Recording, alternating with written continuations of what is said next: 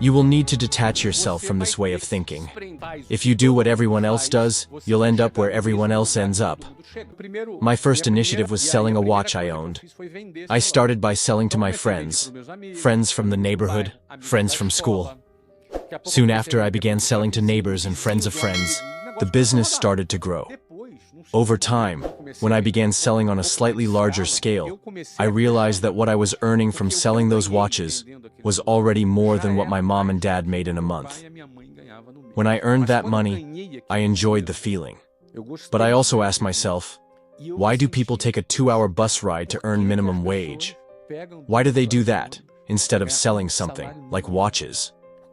People are trained to join an assembly line.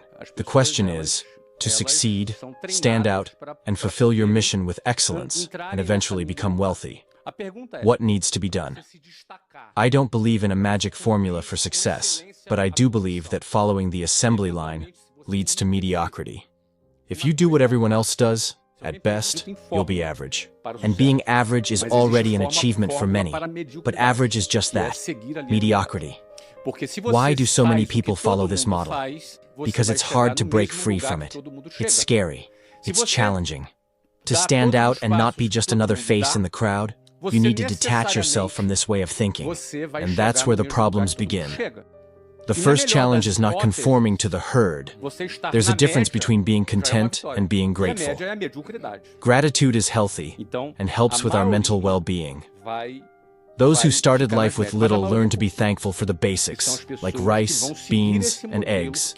Gratitude is linked to satisfaction, but not to conformity. To conform means to take on the same form. When you conform, you take on the form of the herd, act like the herd, and move with the herd. The first step to breaking free from this pattern is to look at your reality and say, I don't want this. There's a movie called Ants that illustrates this idea well. A little ant that didn't want to live like the rest of the colony.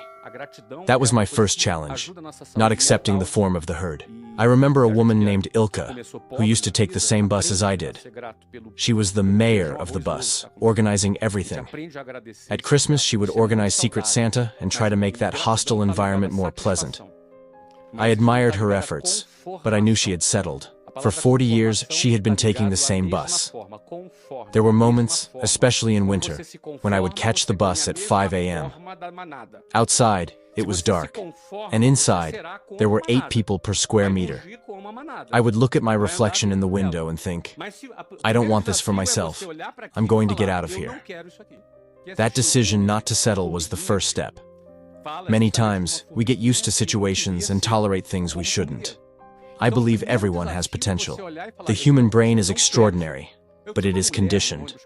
I myself had a limited perspective in the beginning.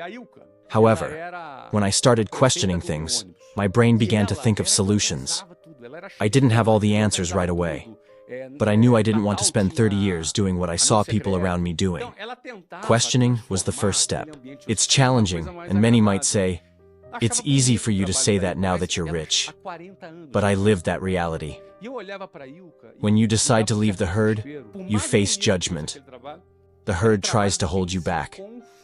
At first, the most difficult people to convince are your friends and relatives. I remember a neighbor to whom I tried to sell an English course. He seemed interested, asked questions, and let me present everything. In the end, he said, I'm not interested. I just wanted to understand what you're doing. This won't get you anywhere. At the time, I felt bad, but today I understand that he was limited and mediocre. If you want to go far, you need to take advice from those who are where you want to be, not from those stuck in mediocrity. When you leave the herd and start succeeding, you often awaken envy in those left behind. Giving meaning to your life brings new energy. That's what sustains your will to do what needs to be done to achieve your goals.